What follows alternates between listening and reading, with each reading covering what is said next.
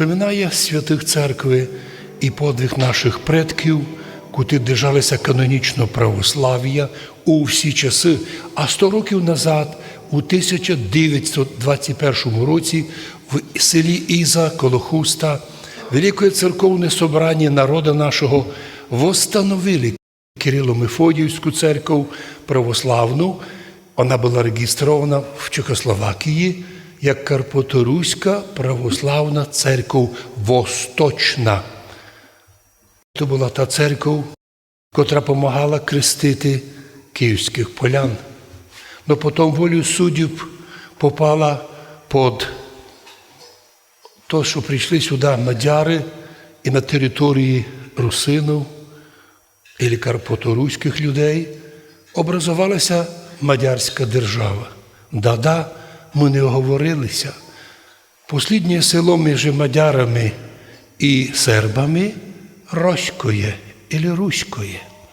Весь Балатон, або за Балатоном, аж до Словенії і навіть частина Австрії повно названі наших сил. Причому так буває, що селом називається по-мадярськи.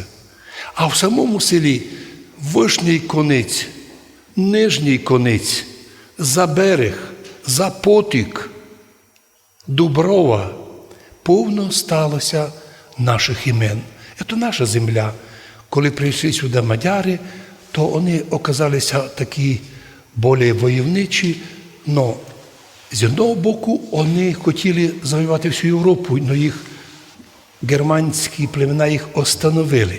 Но вместе з тим мадяри остановили і германські племена, не пустивши їх під Карпати.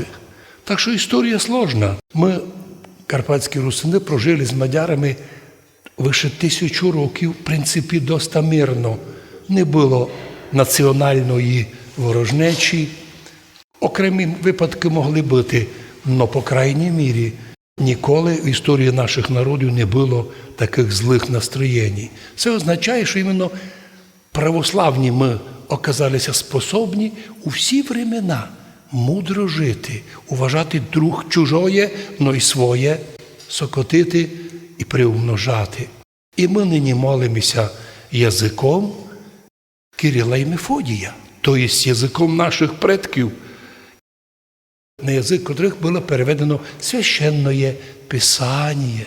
І нині ми його бережемо, отакое важное, воно таке нам понятне, живое, а нові переводи на молоді народи, європейські народи, оказалися настільки слабенькі. Наприклад, поляки донині не мають єдиного переводу. 5-6 переводів мають священного Писання. Удивительно, древньопражський чеський перевод аж дуже близький до нашого.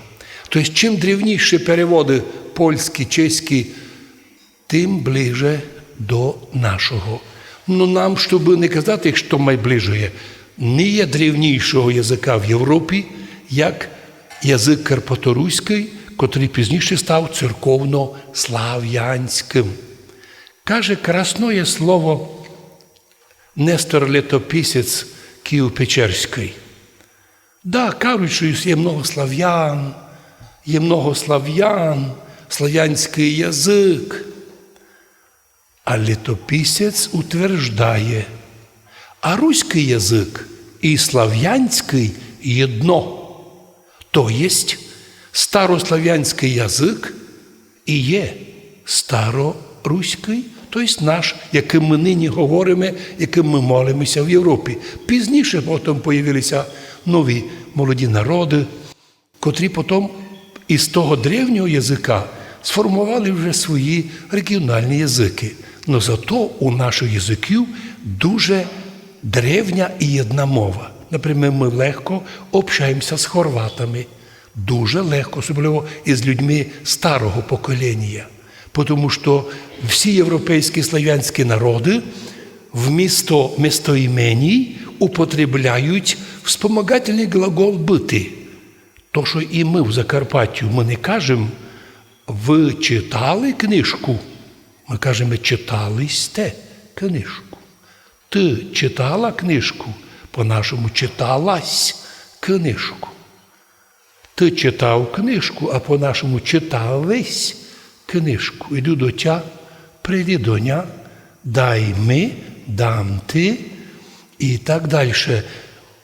Ми збиралися в дорогу, по-нашому збиралися в дорогу. Тобто, це древня основа язика осталася в нас, і ми нині унікальні носителі древнього славяно-руського язика. І то, що этот мир, этот язик не любить або з ним воює, то це його проблема. Ми носителі, і то зберігаємо, особливо у наших православних храмах. В принципі, і часть католиків держаться древнього язика, бо не розуміють, що переход на нові язики – це катастрофа для текстів.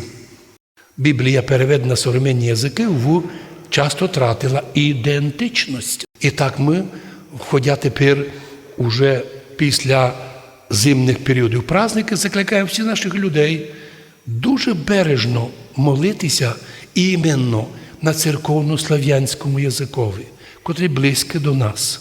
І якщо ми, входя в інтернет, наприклад, я роблю на різних сложних програмах, я винуждений знати 2-3 тисячі англійських термінів технічних, іначе ніч не зроблю у сложних програмах.